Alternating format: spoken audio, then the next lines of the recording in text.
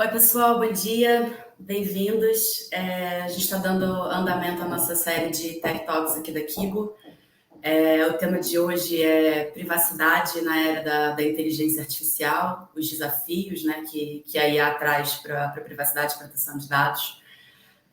Meu nome é Rafaela, eu sou a Head de Privacidade e Governança da Kigo. A Kigo é uma empresa de consultoria que fala de transformação digital aí das empresas e a gente entende a privacidade e a governança como um dos serviços e vieses aí para garantir essa transformação com o devido compliance.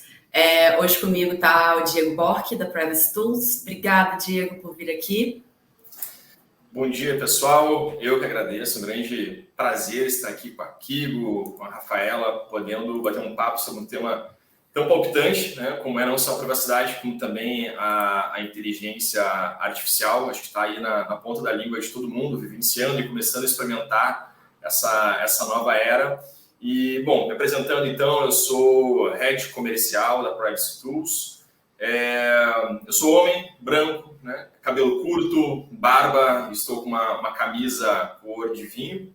E a Privacy Tools ela é uma plataforma de gerenciamento de privacidade para controle e automatização de todos os processos referentes à privacidade e proteção de dados. E é isso, vai ser um grande prazer. A gente tem um momento importante nessa manhã para trocar uma ideia, conversar sobre esse assunto tão importante. Beleza, obrigada. Bem, eu sou uma mulher branca de cabelos curtos, eu tenho um fundo rosa aqui da Kigo. E aí, então, só já seguindo aqui para o nosso tema, né? A gente está falando de privacidade. Acho que privacidade é um conceito que está aí há bastante tempo, né? Mesmo que agora ela tenha ficado aí mais em voga, mas a gente sempre teve algum viés aí de tentar resguardar a nossa informação, a nossa intimidade, os fatos e sobre nós, sobre nossa família, sobre nossas pessoas queridas. E aí a gente vai evoluindo aí numa sociedade que cada vez mais a gente está na internet com o telefone na ponta da mão e vai ocorrendo aí uma necessidade de evoluir essa questão da privacidade, né? Então, como que a gente trata a privacidade quando tudo é dado, tudo está na internet, tudo está disponível, tudo está público por várias empresas. E aí vem essa questão da proteção de dados. No Brasil é LGPD, lá fora é GDPR, com viés de coibir abusos, né? Garantindo aí que eu, você, o Diego, possamos interagir no mundo tecnológico sem perder total controle sobre as nossas informações e os nossos dados. E ao contrário do que alguns gostam de pensar, né, garantindo inovação e avanços tecnológicos, porque não é uma proibição de uso de dados e informações, é um uso de dados com consciência, né, Diego? O que você acha? Sim, sem dúvida, Rafa. E é interessante, né? Antes de eu me apaixonar pela área comercial, pela área da tecnologia, praticando rapidamente, eu vim do mundo do direito, formado em direito, advoguei há alguns anos, e esse tema me lembra uma frase de um professor muito querido, na época aí da faculdade, que dizia o seguinte, que o direito ele é um carro andando numa noite de neblina com os faróis voltados para trás. Quer dizer o que com isso? O direito tem muita dificuldade de antecipar problemas, de antever. Geralmente a gente começa a sentir problemas, vivenciar problemas, e aí então entra o direito para que regule, para que normatize, e a gente começa a ter alguma solução para isso. No caso da privacidade, a gente tem um certo privilégio por poder beber um tanto do que vem de outros países, Estados Unidos, Europa e GDPR, que já perceberam, que já vivenciam o problema tanto quanto a solução, né? Então já vem mais avançados do que nós e nós, de certa maneira, nesse caso, estamos com um farol um pouco mais voltado para frente, se não tanto quanto seria necessário, porque sim, ainda vivenciamos muitos problemas e vamos vivenciar, mas tentamos aí regular problemas que aparecem. E aí, quando aparecem, surgem nessa jornada de sociedade elementos como inteligência artificial, isso torna a noite mais nublada ainda, né? Exponencia muito esses problemas e surgem muito mais desafios nesse sentido. Então, acho que um exercício interessante para a gente se colocar é o seguinte, se não houvesse em absoluto qualquer preocupação ou normativa ou regulação em relação à privacidade de dados, em que mundo a gente viveria, a que riscos, a que ameaças nós estaríamos sujeitos, né? Isso não é tão presente para a gente porque, em certa medida, nós estamos resguardados. Ainda temos uma longa jornada a trilhar enquanto sociedade, enquanto Brasil, mas ao longo da nossa conversa, bate-papo, aí a gente vai explorar alguns pontos, né? Então, onde nós já estávamos descobertos e em risco, e onde hoje estamos ainda mais em risco por conta da inteligência artificial, aí que demanda, então, uma tratativa, um cuidado, uma regulação ainda maior. Mas disso tudo, só para começar a contextualizar, né, Rafa? É bacana botar um pouco mais também, sentar os pés aí em relação à LGPD, para que fiquemos todos na mesma página. Eu sei que você tem uns pontos interessantes aí para colocar. Não, claro, mas obrigada aí pela contribuição. Acho que a LGPD, como muita lei, né, tem um desafio aí de equilibrar e tratar o que existe sem ser um impeditivo para a norma já não nascer atrasada, né? Porque se a norma traz alguma coisa que é muito com foco numa tecnologia que existe hoje, amanhã a tecnologia avança, vem a inteligência artificial, por exemplo, e a norma fica defasada porque ela não consegue mais atender a esses desafios. E eu acho aí que a gente não precisa nem ir muito atrás no tempo para lembrar de como é aí o desafio o que a Lei Geral de Proteção de Dados veio resolver, né? Como que a gente falava ali do escândalo do Snowden, então, que foi um dos pivôs aí para trazer essa necessidade de botar em voga essa oportunidade aí da LGPD. A LGPD, então, tem aí 5 anos, né? 5 anos um pouco conturbados, com muitos acontecimentos, e o que a gente vê hoje em dia aí no estudo da Febraban, 80% das empresas, então, dizem que não estão devidamente adequadas, mesmo depois de 5 anos, mas mais da metade enxerga a relevância do tema, né? Sabe, então, que, putz, não consegui fazer nada, mas eu sei que eu tenho que fazer. E aí, do outro lado ali da balança, a gente tem uma sociedade de consumo que hoje em dia toma muitas decisões ali de atos de consumidor com base em proteção de dados e em privacidade, né? As pessoas deixam de usar serviços, elas deixam de procurar produtos quando falta informação sobre o que vão fazer com aqueles dados dela, ou quando a informação não é suficiente, ou até quando a informação a pessoa não gosta, né? Quantas pessoas vocês já ouviram aí? Não sei se você tem essa experiência, Diego, mas às vezes eu tenho algumas empresas que eu já penso, putz, acho que eu não vou nem querer baixar esse aplicativo ou pensar em usar esse serviço, porque essa empresa aqui não tem uma reputação muito boa quando a gente fala de privacidade. Já vi um monte de informação ali de vazamento, caiu aqui, caiu ali, e teve exposição. Você está balançando a cabeça, né? Por aí. Eu só tenho, Rafa, como eu conheço mais de um caso de pessoas próximas que foram comprar num site e buscaram entender, ok, vou colocar vários dados meus aqui, o que você está fazendo com esses dados? Não encontrou política e privacidade adequada, não encontrou, enfim, um ecossistema bem estabelecido. O que fez? Foi comprar em outra loja, e depois de comprar, pegou a nota fiscal, escaneou e mandou para o DPO da empresa anterior para mostrar, cara, tá aqui, ó, eu não comprei porque eu não encontrei e não me senti seguro comprar com outra empresa. Então, tu vê, é um movimento que não é ainda amplamente difundido, mas começa a acontecer cada vez mais. Né? Começa a acontecer cada vez mais, né? O número aqui da Febraban fala de 87% de usuários que já deixaram de fazer, né? Já tomaram uma decisão aí na hora de comprar ou consumir na internet em função de questões relacionadas aos dados pessoais. Nosso time aqui de marketing levantou também que 77% dos usuários já desinstalaram algum aplicativo em função disso, né? Então, é aquele aplicativo que toda hora quer acesso à sua câmera, acesso ao seu microfone, saber qual é o seu dado de geolocalização, e você não sabe por quê, para quê, porque não faz sentido, né? E a gente aqui falando, né, então, bastante de dados pessoais, informações, só para trazer aqui, tentar aterrissar um pouco o que a nossa LGPD aí fala que é um dado pessoal. É aquela informação que identifica a pessoa ou torna a pessoa identificável. Dentro disso, a gente tem aí também a categoria de dados pessoais sensíveis, que são aqueles que podem gerar alguma discriminação, então, religião, raça. E a gente identifica também uma categoria super especial, que é das crianças e dos adolescentes. Isso dentro de uma esteira aí, tradição brasileira de ter a criança e o adolescente como um centro de atenção especial em função da sua capacidade cognitiva, de conhecimento e desenvolvimento, né?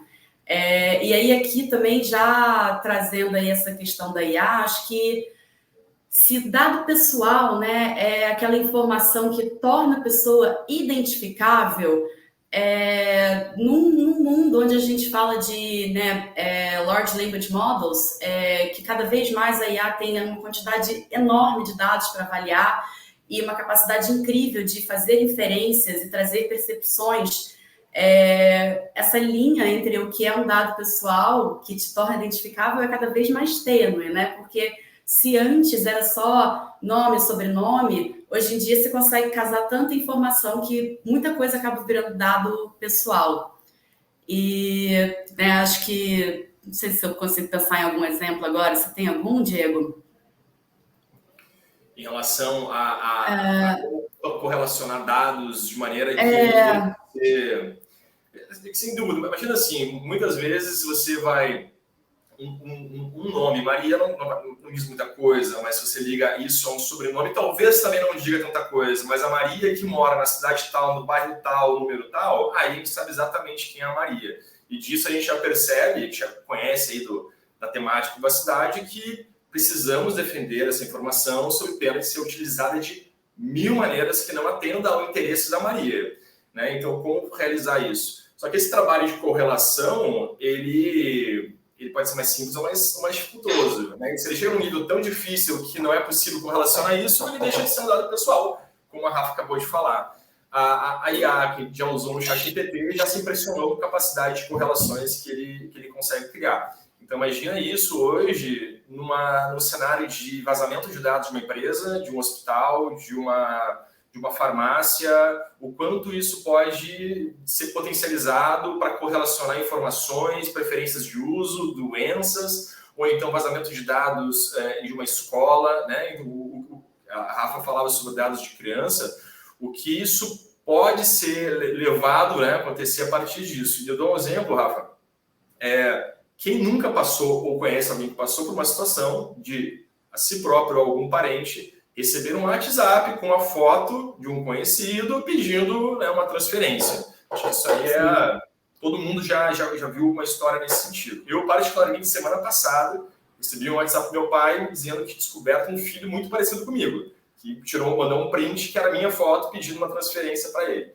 Então, algo que vê, tá no dia a dia. Só que aos poucos começamos a ficar mais sensíveis a esse tipo de atuação, de golpes, né? E começamos a ficar um pouco mais precavidos em relação a isso.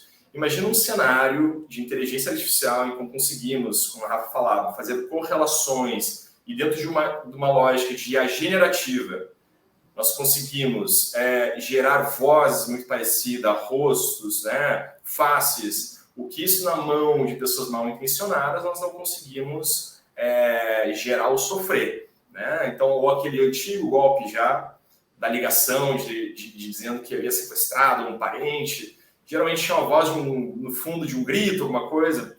Agora, imagina conseguir a pessoa falar com a voz do seu filho, a voz do seu pai, a voz do seu irmão, né? Porque alguém pegou no Instagram, no TikTok, conseguir modular aquela voz ali e passar à frente.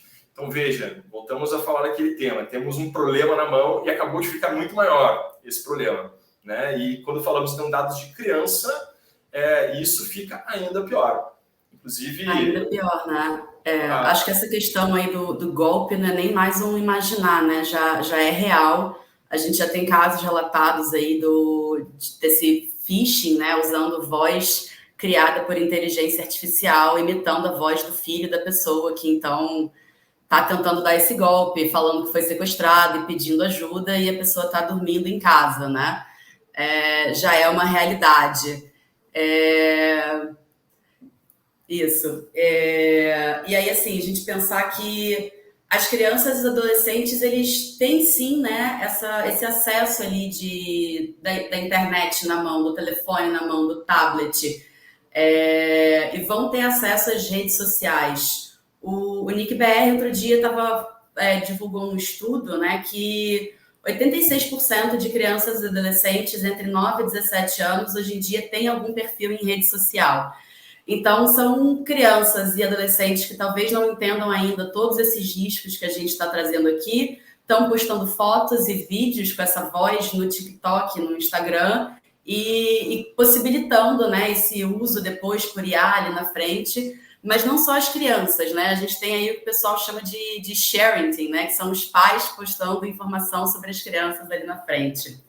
E a gente vê muito, acho que esse movimento de trazer a preocupação com a criança e adolescente para ter um papel e um destaque mais proeminente num movimento aí que nasce na Europa e chega aqui no Brasil também, de avaliação aí do TikTok, que eu acho que é uma das redes sociais aí mais usadas, baixadas por crianças e adolescentes. Lá fora eles chegaram a ser multados. No Brasil, a ANPD, a Autoridade Nacional de Proteção de Dados, teve ali um cuidado de fazer só umas de fazer recomendações de ajustes e adequação com um prazo. E aí a linha que tem entre essas duas decisões é a questão da compreensão, da acessibilidade, da transparência. Então, você tem uma rede social, um aplicativo que tem crianças e adolescentes como usuário, o que você está fazendo para que a sua política de privacidade, seus termos de uso, sejam devidamente compreensíveis para essas pessoas que têm uma capacidade em conhecimento, cognitiva diferente de um adulto, né? Tá na linguagem local, tá escrito de uma forma clara e direta, e a LPD aqui no Brasil acaba tocando num ponto ali que já era uma dor de toda empresa que atua na internet desde o começo, que é como que o meu serviço, que não é direcionado para crianças menores de 13 anos ou adolescentes menores de 18, como que eu garanto que realmente está sendo usado só por pessoas maiores de 18 anos? Criou-se ali uma boa prática de ter uma caixinha, né? Sou maior de 18 anos, ou de você conseguir rolar uma barra e botar a data do seu nascimento. Isso é super difundido, eu acho que a maioria das redes sociais acaba fazendo dessa forma, mas é o suficiente, né? Como, né? É facilmente burlável isso, né? E ultrapassável essa barreira, então possibilita que as crianças que não deveriam estar usando aquela rede social, que deveriam ter travas maiores de controles parentais ali, consigam ter acesso a essa rede. E aí eles sugerem ali outras medidas, e não sei se você chegou a ler essa decisão, Diego, mas vai precisar botar um documento, né? E eu não sei o quanto que isso é business friendly, no sentido de possibilitar ali o desenvolvimento de negócios quando você cria mais esse tipo ali de verificação. De novo, né, Rafa, o direito, o regulamento, ele é um carro, uma noite nublada, dando, né, os faróis para trás. Então, a gente está ainda tateando, né, está descobrindo como fazer esse processo funcionar. A gente percebe que, como você bem comentou no início da nossa conversa, não é uma ideia da privacidade, mitigar ou reduzir o potencial comercial e econômico das empresas, mas existe um certo antagonismo em alguma medida, né? Quando empresas aí utilizavam, por exemplo, dados de maneira indiscriminada para fazer e-mail marketing, quem aqui já também se cansou de receber no seu celular, ainda recebem hoje, né? Um WhatsApp de quem nunca viu, uma empresa que nunca se relacionou, uma ligação que nunca foi solicitada. Então, vem aí um regulamento para normatizar, para dar os frames do enquadramento que a empresa pode, dentro do qual a empresa pode atuar. No primeiro momento, é natural que se veja isso como uma restrição econômica ou do potencial comercial, mas o que a gente está vendo é uma necessidade de aumento de maturidade em relação à nossa atuação, né? Existem, sim, modos muito saudáveis, viáveis, potencializados de gerar, de ser business friendly, né? Mas sem deixar de lado essa parte tão importante da privacidade. Enquanto Brasil, nós temos ainda um desafio grande de maturidade, inclusive quanto sociedade, de valorizar e embandeirar, né, encampar isso como algo que realmente seja valorizado. Não só quando dói, em alguma medida na nossa esfera, né, a gente sofre algum impacto, mas como algo que a gente valoriza, inclusive em relação ao exemplo que você deu, né, em relação às crianças, jovens, adolescentes. Você muito bem comentou. Tem muitas crianças aí com 3 anos de idade estão utilizando tablet, celular, às vezes melhor do que a gente mesmo, né? Mas até onde isso pode ir, né? Até onde a gente aceita ou qual a repercussão que isso pode nos levar. Inclusive, você comentava aí em uma das nossos bate-papos de um exemplo aí bem paradigmático de um vídeo aí experimental que dá um pouco essa noção. Não sei se você quer comentar agora, se deixa um pouco para diante, mas acho que é legal para emoldurar assim, né, o que a gente está falando e os riscos que isso pode gerar. Sim, claro. Acho que, assim, né, pensando aí, acho que o vídeo fala muito de inteligência artificial, né? E essa questão de ter informações e imagens de criança na internet compartilhadas ali pelos próprios pais, pelos parentes, que de uma forma ou de outra já estão violando a privacidade da própria criança ali, que não teve como controlar, né, a difusão das suas informações. E como que isso é potencializado pela inteligência artificial, né? E aí aqui, fazendo um disclaimer, nem o Diego nem eu somos da área tecnológica, ele é advogado, eu sou advogada, então a nossa explicação sobre o que é uma inteligência artificial é mais simples aí do que outras pessoas poderiam trazer, mas assim, se um ser humano ali, né, usa a cabeça, né, para ter percepções, raciocínios, fazer um aprendizado, trazer soluções, fazer inferências, a inteligência artificial é a capacidade de uma máquina fazer isso, né? E aí a gente pensa aí, acho que um dos primeiros exemplos foram os veículos autônomos. A gente fala muito hoje de machine learning, fala de deep learning, e aí essas redes neurais que têm uma capacidade maior de processar mais informações, criando aí outputs cada vez mais complexos, né? E aí trazendo isso aqui para o nosso contexto de privacidade, é a capacidade dessas ferramentas de varrerem a internet e acharem facilmente, fazerem um reconhecimento facial para acharem facilmente fotos do seu filho que você talvez nem soubesse que tivesse na internet, né? Porque ele vai para a creche e a creche usa uma foto para fazer a divulgação, porque estava andando na rua, foi para um estádio de futebol, a Globo passou assim por você sem querer, mas você ficou ali. E essa IA hoje em dia consegue varrer a internet, achar você com seu filho, fazer essa identificação. E como que você protege, né? Como que você tira, você não tira? A gente perde aí um pouco do controle. E esse vídeo que o Diego está trazendo aqui é um vídeo, acho que da Telecom alemã. E acho que na Alemanha eles têm uma preocupação muito grande, né, com privacidade e proteção de dados. Até se a gente olhar, assim, eles acabam sendo menos usuários de grandes redes sociais. E, assim, né, você fechar o olho ali e pensar na foto que você colocou de alguém, de uma criança na internet e tudo que pode acontecer. A IA consegue envelhecer essa pessoa daqui para frente para saber como é que ela vai ficar. Uma pessoa com um uso nefasto ali da imagem do seu filho, o que vai acontecer, né? O vídeo é bem impactante nesse sentido, Diego. Você chegou a assistir? Assisti, sim, achei extremamente interessante. E olha que coisa intrigante, né? Inclusive, ele trazia alguns dados ali de que 75% dos pais compartilham imagens de seus filhos nas redes sociais. Pesquisa feita na Alemanha, tá? Mas provavelmente aqui no Brasil a gente vai atingir números mais... É maior o número. Dúvida. E de que 8 a cada 10 pais têm seguidores nas suas redes sociais que eles nunca conheceram.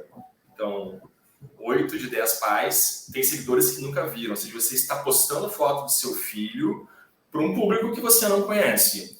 E aí, imagine em algum momento você entrar em algum aplicativo, como a Rafa comentou, existiu alguns, mas um exemplo é o Pin Eyes, que você coloca algumas fotos suas, ou do seu filho, ou de quem você quiser, e ele busca na rede outras fotos daquela pessoa. Então, você consegue encontrar camadas aí onde você nem imaginava, puxa, minha foto está aqui, eu nem imaginava que estava aqui.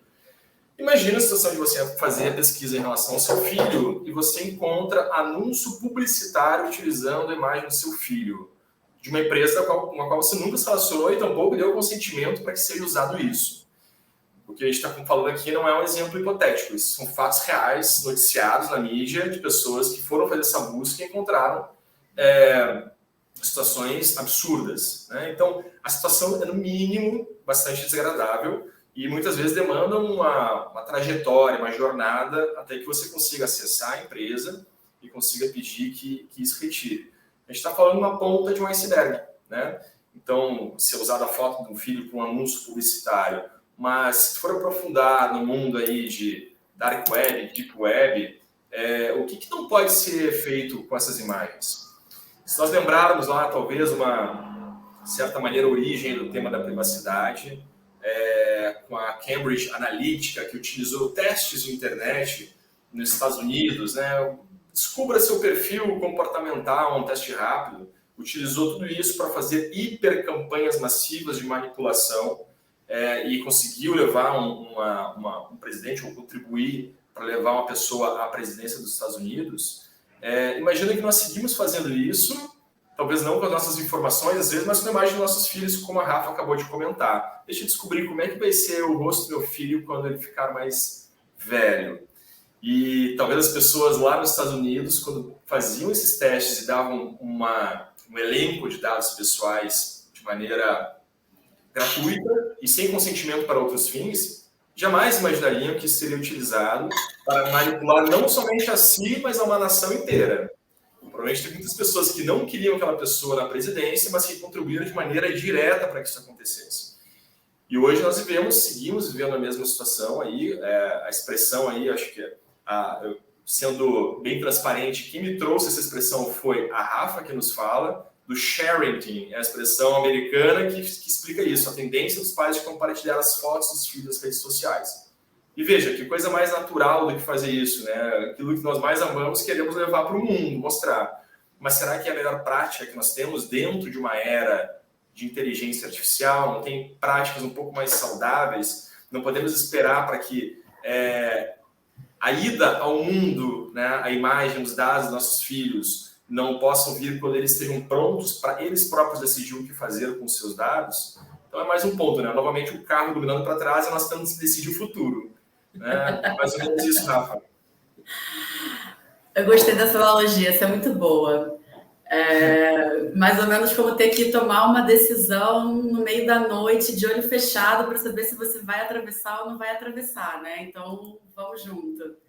E aí a gente tem aí essa questão da privacidade, né? De cada vez mais os serviços e os produtos pedem as nossas informações, né? Se antes a gente ia ali na padaria e comprava um pão e ninguém sabia nada sobre a gente, hoje em dia a farmácia tem CPF, a farmácia tem seu cadastro, a farmácia sabe qual é tudo que você tem ali de favorito, né? E já temos algumas decisões aqui nesse sentido, né, Diego?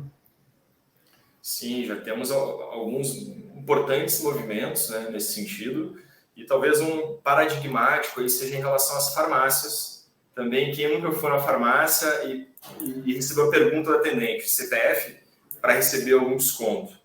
E o movimento inaugural de tudo isso ocorreu em 2018, com o PROCON de Minas Gerais multando uma rede de farmácias em R$8 milhões, justamente pelo uso indevido do CPF. Né? O que eles anotaram, registraram? Que a oferta de descontos fictícios para que se obtenha ou capture o CPF e com isso se utilize para outros fins é absolutamente ilegal.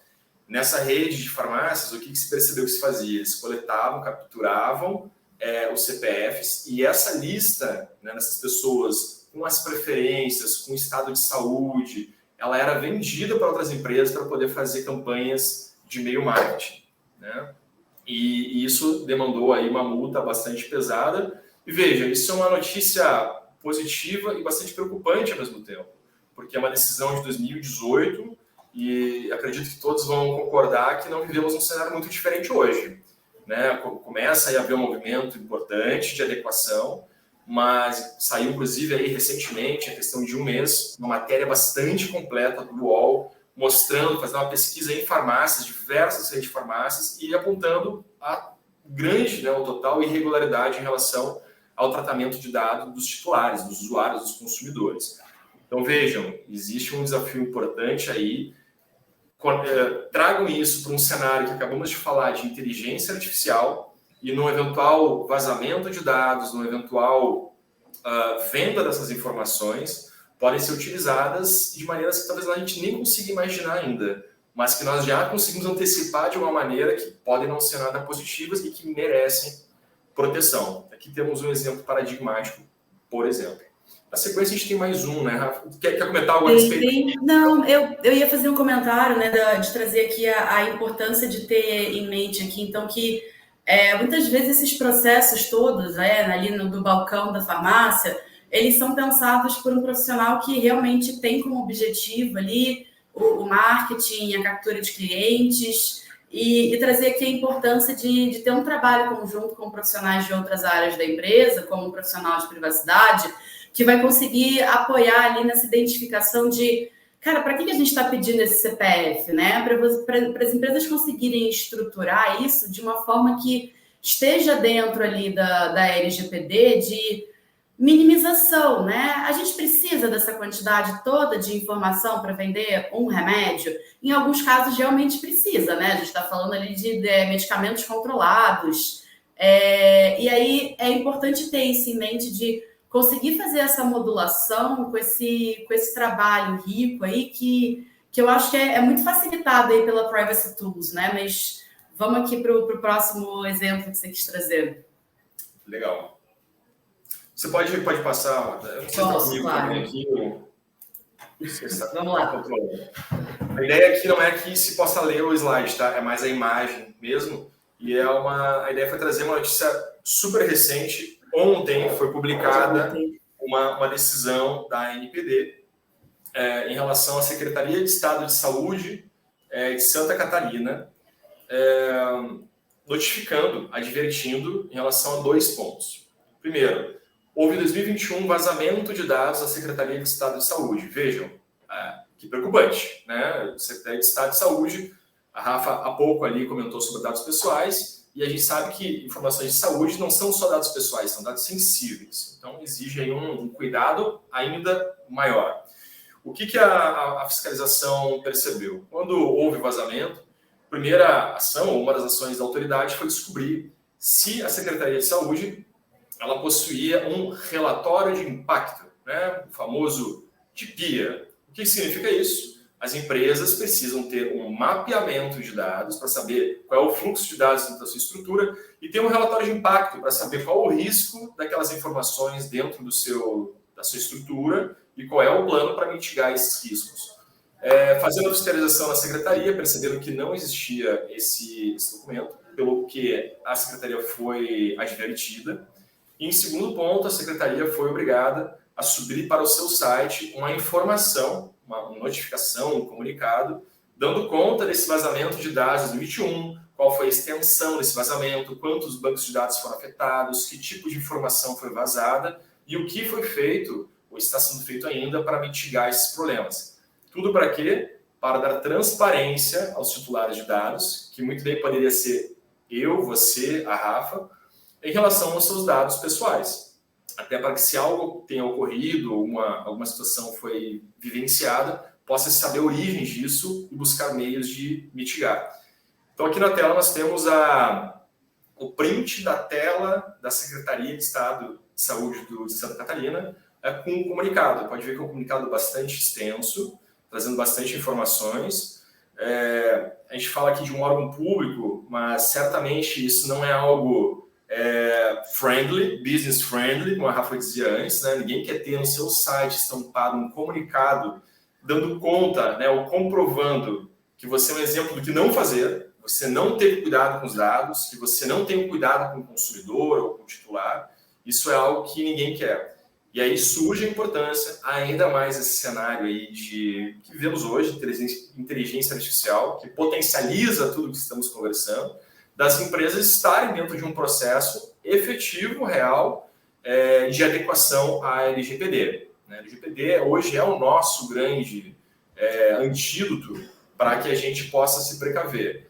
Se não conseguimos evitar 100% vazamentos ou ações indesejadas, nós pelo menos tomamos as ações adequadas para mitigar esses riscos, assim respeitando tanto os titulares de dados, os consumidores, os usuários, como também prevenindo a empresa em relação a autuações, a multas, a manchas reputacionais. E é com isso agora que a gente quer, de maneira bastante breve, mas assertiva, mostrar algumas ações, alguns pontos, algumas soluções que existem hoje em mercado, e é o que nós nos propomos, né, tanto a Privacy Tools na parte de tecnologia, quanto a Kigo na parte de adequação, de know-how em relação a todos esses pontos, oferecer ao mercado, né, ser o promotor desse antídoto, dessa proteção, tanto para a sociedade quanto para as empresas. De maneira muito breve, assim, só para contextualizar quem não conhece Privacy Tools, né, a gente atende hoje mais de 600 empresas, temos aí diversas integrações com diversos sistemas, fomos pioneiros no mercado brasileiro em relação à LGPD, somos aí contemporâneos à própria LGPD e podemos dizer com muita tranquilidade hoje que somos a plataforma mais completa do mercado nacional, atendendo aí de empresas de médio a grande porte. Como, inclusive, aí acho que a gente traz alguns, pode passar, por favor, aqui apenas alguns cases aí que nos orgulha bastante, atendemos o Grupo Fleury, Redditor, VEG, Lynx, e assim por diante, vamos colecionando aos poucos aí parcerias e cases com empresas que confiaram na gente para poder se blindar, se proteger em relação a todos esses temas que estamos conversando. Aqui também temos a nossa roda aí das soluções que oferecemos, desde a etapa inicial do projeto de adequação, com banner de cookies, gestão de políticas, o TSAR, que vamos conversar um pouco mais, até etapas mais robustas, como o mapeamento de dados, que acabamos de falar, o Data Discovery e também gestão de incidentes. Né? Acabamos de falar aí de um incidente que aconteceu na Secretaria de Estado de Santa Catarina, de Saúde, talvez com uma boa gestão de incidentes, uma boa suporte aí de uma consultoria e uma ferramenta, não teria chegado a esse ponto que chegou com uma notificação da ANPD. Mas vamos para a parte divertida, que é aqui onde a magia acontece, e a gente quer compartilhar com vocês pensar, né, alguns pontos de como isso realmente acontece na prática. Em primeiro lugar, em relação ao DSAR, né, ou como chamamos a solicitação de titulares. Qualquer titular de dados, eu, você, né, a Rafa, nós temos o direito de exigir da empresa com quem a gente se relaciona informações sobre os dados contidos, né, que essa empresa está tratando. Da mesma maneira, a gente pode exigir exclusão desses dados, alteração desses dados, descobrir com quem esses dados estão sendo compartilhados. Olha que interessante, né? Com quem você está compartilhando meus dados? Eu dei consentimento para isso? Então, a lei hoje prevê que a empresa tem que ter um canal que permita o titular de dados acioná-lo a ele, e existe um prazo bastante exíguo, de 15 dias, para que a empresa absorva, analise esse pedido e devolva para o titular de dados. Isso pode ser bastante desafiador. Em primeiro lugar, ter um canal adequado, que não seja simplesmente um e-mail que pode levar para um spam ou, né, não ser atendido no prazo adequado, isso é um desafio. E também, uma vez que se receba esse pedido, pode ser bem complexo atendê-lo. Por exemplo, eu quero saber quais dados você tem na sua empresa. Puxa, dados podem estar na parte comercial, na parte de RH, pode estar na portaria. Muitas portarias tiram foto das pessoas. Você tem foto, não tem? Então, como você faz todo esse processo no prazo de 15 dias? Ele pode se tornar bastante complexo. O que a Privacy Tools, enquanto solução tecnológica, se propõe? Em primeiro lugar, vocês veem na tela à esquerda, tem um canal, né? Realmente um local onde o titular possa entrar e fazer o seu pedido de maneira segura, com fatores de autenticação, para que você, o encarregado de dados, tenha certeza que a pessoa que está solicitando aquela informação é realmente ela, para evitar, inclusive, um vazamento de dados indesejado. Então, a Privacy Tools dá conta de um sistema totalmente robusto, que dê paz de espírito ao encarregado de dados, que aquele pedido ele é íntegro, ele é idôneo. E, em segundo lugar, é necessário ter um meio de operacionalizar esse pedido. Isso vem, por exemplo, uma tela que temos à direita, onde contam todos os pedidos dos titulares, um dashboard mostrando o prazo de resposta, quantos estão em abertos, e a possibilidade de criar um workflow dentro da ferramenta, elencando responsáveis. Então, eu quero elencar alguém do RH, alguém do comercial, alguém da tecnologia, da TI, para poder me dar essa resposta. E isso dá automação, dá capacidade de resposta, dá controle para quem está gerenciando isso.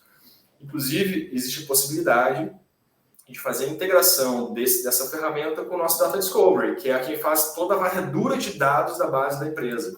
Então, ao invés de fazer um trabalho manual, uma jornada de busca de informações, basta poucos cliques para que a ferramenta devolva as informações, dizendo, por exemplo, Rafaela, você quer saber que informação nós temos de você? Então, aqui está, nós temos o seu CPF, que está o seu endereço e o seu nome completo. Ah, legal. Então, agora a Rafaela pode, de maneira bastante simples, ter acesso às informações sem uma grande jornada, uma grande gincana dentro da empresa. Esse, em breves e rápidas linhas, é uma solução muito interessante e importante, que é o SAR, solicitação de titulares. E aí, assim, pensando aqui no nosso cenário, que a gente estava falando ali dos pais que estão tentando varrer a internet em busca de informações dos filhos, né? É por aqui também que eles vão conseguir exercer esse direito em nome dos filhos, já que eles são os responsáveis ali para conseguir levar isso para frente, né? Sem dúvida, Rafa. E você, inclusive, me lembrou de um ponto interessante, cases, por exemplo, que nós temos aqui na Price Tools, de farmácias que permitem, por meio desse canal, que o titular de dados obtenha o histórico de compras dele. Olha que interessante, eu quero saber o que eu comprei nos últimos 5, 10 anos com você e o que você tem de informações em relação a isso.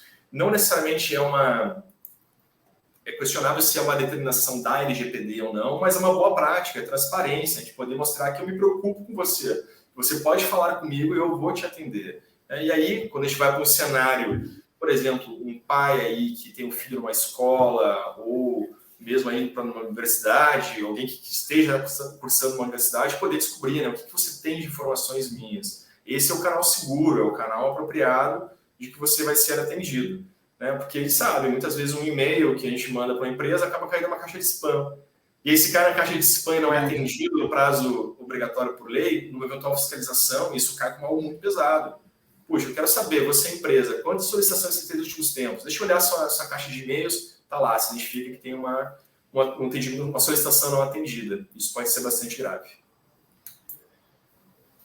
E aí o outro, né, que a gente conversou aqui é a questão do consentimento, né, que estava falando ali no começo de marcar aquela caixinha, né, aceito, concordo, tenho 13 anos, e aí a Privacy Tools tem um módulo aí também para fazer todo o tracking disso, né? Isso aí, Rafa, a gente sabe que a lei ela prevê 10 hipóteses, né, em que a empresa pode usar os dados. E uma das hipóteses que acaba sendo muito utilizada pelas empresas é o consentimento, né, para que eu possa tratar os seus dados no sentido de utilizar para o meu marketing, eventualmente transferir para uma outra empresa, eu necessariamente preciso do seu consentimento. Veja, a gente falou de alguns exemplos, como a empresa, né, Cambridge Analytica, coletava diversos dados das pessoas e coletar até então está tudo bem, porque era para uma finalidade específica que era dar um jogo, uma brincadeira ali.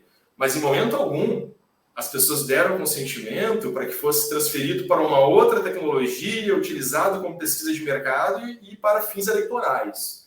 Isso fica algo muito grave. Então, hoje, o que as empresas, o que é necessário que a gente tenha? Sempre que houver necessidade de um consentimento, e ele muitas vezes é necessário, isso precisa ser feito de maneira clara, inequívoca, expressa. E para isso precisamos de alguma tecnologia que colete esse consentimento. Né? Uma operação é impensável hoje a gente fazer isso de maneira manual, no Excel. Precisamos de algo que automatize esse processo. E como se automatiza? A ferramenta que a gente tem um dos campos dela é o campo onde a pessoa vai dizer que autoriza a receber newsletter ou autoriza a receber algum tipo de comunicação.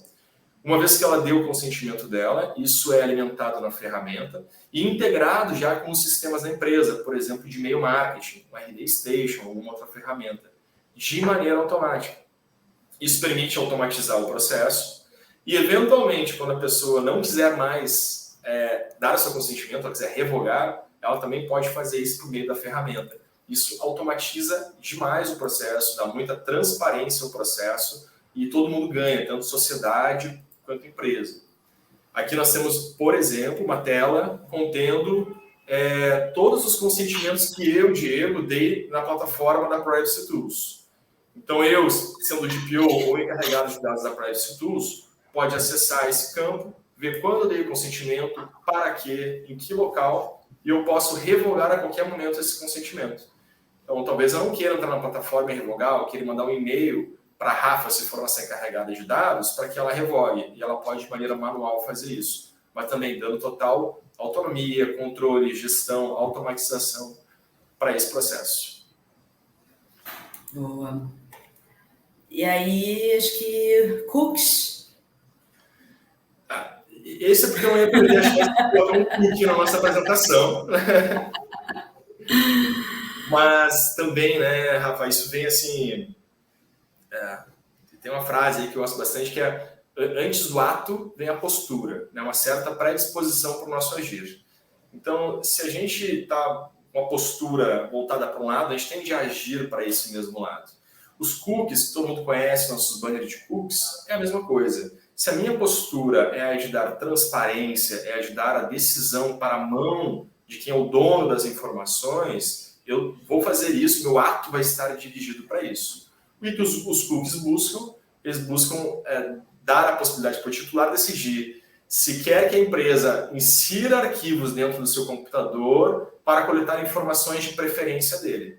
Puxa, mas as preferências são minhas, então você não pode pegar de qualquer maneira, você tem que pedir minha autorização para que eu permita essa informação ser divulgada. Então os cookies eles se propõem a isso, dar essa transparência e empoderar, a palavra realmente é essa, o titular de dados, a sociedade como um todo. E nós hoje, claro, por atender empresas enterprise de grande porte, a gente evoluiu para ter uma robustez muito grande de ferramenta, por exemplo, com o sistema de auto-blocking, que ele certifica, garante que o titular não vai receber nenhum cookies, a menos que ele dê expresso aceite na ferramenta. A gente conhece algumas opções de mercado que não existe auto-blocking, então muitas vezes o titular clica em rejeitar e continua sem tendo cookies coletados. Então, isso, o auto-blocking é uma garantia de robustez, de segurança, de transparência para o titular. E também para empresas que têm operações aí em mais de um país, nós temos hoje a ferramenta traduzida em mais de 9 idiomas. Então, se tem uma operação na Alemanha, outra nos Estados Unidos, outra na Rússia, já existe o banner, ele lê automaticamente em que país está sendo acessado e traduz para aquela língua. Novamente, dando aí transparência. A Rafa já tinha trazido a questão do TikTok, né, que obrigou que fosse na linguagem do próprio usuário. A gente também garante isso a partir dessas informações. Muito legal. A gente acho que até tem um dos casos aí de fiscalização da NPD atualmente, que foi uma denúncia do Human Rights Watch, que eram sites educacionais que estavam monitorando o comportamento dos alunos até quando eles saíam de dentro da plataforma, né? Então, colocava um cookie ali que continuava acompanhando o tempo todo. Não saiu decisão nesse caso ainda, mas as empresas tiveram que apresentar ali os relatórios de impacto para demonstrar, né, e apresentar também a questão ali de cookies e monitoramento para se justificar e mostrar que estava tudo ok, né? No fim do dia é assustador, né? Pensar coisas assim, né? A menos que a gente dê consentimento para tal fim, é assustador. Muito bem, pessoal. Claro que nós temos dentro da plataforma diversos módulos, diversas funcionalidades, mas a gente está trazendo aqui, a ideia é trazer alguns que se conectem de maneira mais intensa ainda com o tema da inteligência artificial. E para concluir, a gente tem talvez seja o grande carro-chefe de qualquer projeto de adequação, que é o data mapping. O que é necessário que seja feito, o que a lei impõe, que a empresa faça um estudo cuidadoso do fluxo de dados, do mapeamento de fato dos dados dentro da sua empresa. Vou usar um exemplo aqui da Privacy Tools.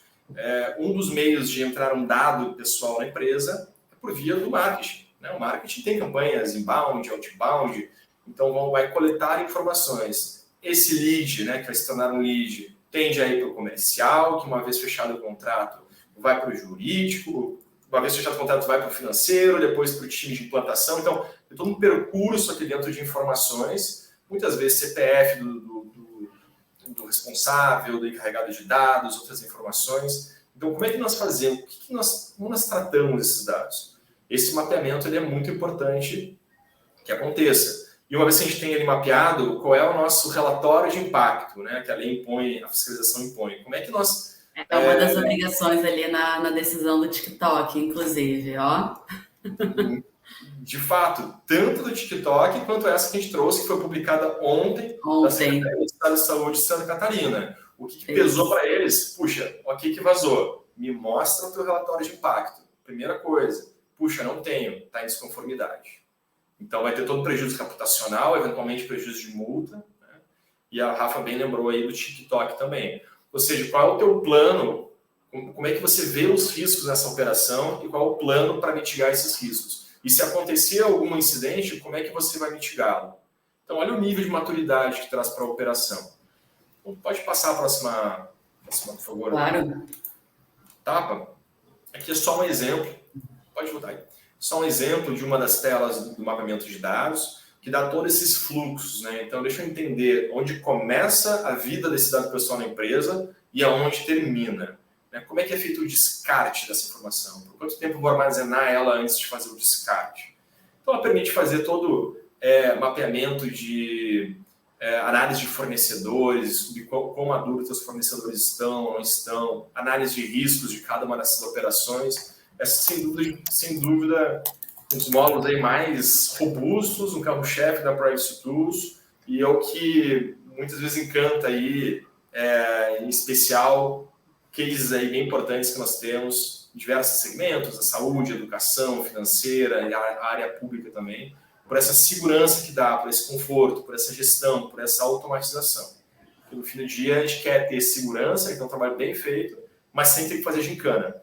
E que essa jornada ela seja viva, né? Que ela não seja uma jornada de começo, meio e fim e aí não seja atualizado. Não, o projeto de adequação ele é começo, meio e vida. Palavras do professor Regis Brosati aqui do Rio Grande do Sul, né? O projeto tem começo, meio e vida.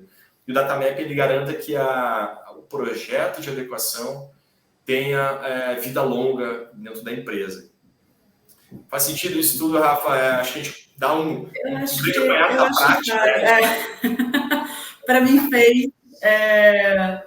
Acho que assim, a gente está vendo aí algumas decisões da NPD que estão colocando em prática ali o que a LGPD prega, né, que antes estava sendo bem questionado, mas ela está aqui exigindo. Não só isso, né, como já está ali trazendo algumas diretrizes e boas práticas do que se considerava como lacuna. Tanto essa decisão que você trouxe, que saiu ontem, como uma outra recente aqui também dos servidores de São Paulo, falando dessa questão do incidente, da transparência, da divulgação. Então, se antes as empresas não sabiam muito bem como que isso tinha que ser feito, hoje em dia a NPD tem aí 2 bons cases de assim que tem que fazer, por causa disso e dessa forma, então aqui as suas diretrizes. É um bom momento de pegar aí o mapeamento para conseguir revisar, para conseguir adequar, para olhar a parte também de gestão de incidentes, entender como está a política nesse sentido. Inclusive aí também com essa parte do relatório de impacto de precisa ter, legítimo interesse tem que ser analisado e, enfim, acho que a gente está num caminho bem bacana aqui hoje em dia com essa atuação. E a ferramenta aí da Privacy Tools eu acho muito interessante porque a gente tem experiência aqui na Kigo de tentar fazer projetos de adequação, né? Fazer o projeto de adequação que acaba ficando em planilha e isso é difícil de ser controlado, é difícil de ser atualizado e a ferramenta da Privacy Tools traz aí uma eficiência, uma automatização que é muito importante no dia a dia das empresas, né? Mas acho que a gente fecha bem aqui agora, então, né? Porque se deixar, a gente cruza ao meio-dia também, né? A gente continua falando, né? Gasta do assunto, então, sim, é isso aí. Beleza. O pessoal aqui pediu para abrir para perguntas. O Vitor me passou aqui que, por enquanto, não temos perguntas. Não sei se vai surgir alguma agora por hora. Se não, acho que a gente pode encerrar e se despedir. Seguimos sem perguntas. Pessoal, o que a gente faz? A gente dá mais uns minutinhos ou vamos encerrando? Eu imagino também, né, Rafa? É um tema, em grande medida, de atualização, de problematização, e não tão how to do, né? How to do, né? Mais dúvidas pontuais, assim. Acho que fomos muito claros. Fomos muito claros, né, na nossa explanação aí. Mas, bem, de novo, Diego, muito obrigada aí pela parceria, por participar desse bate-papo. Foi muito legal conversar com você hoje. Eu espero que o pessoal que tenha participado tenha gostado também. Nossos contatos estão aqui no próximo slide. E é isso. Não, legal, Rafa. Eu também agradeço em nome da Privacy Tools o convite dessa parceria aí para a gente gerar esse conteúdo. Estamos sempre à disposição, tanto da Kigo nessa grande parceria, quanto de todos que nos assistiram, para tirar qualquer dúvida e conversar mais sobre o tema também. É o nosso dia a dia, o que a gente faz. Tá ótimo. Obrigada, pessoal. Tchau, tchau. Bom dia. Obrigado. Tchau, tchau.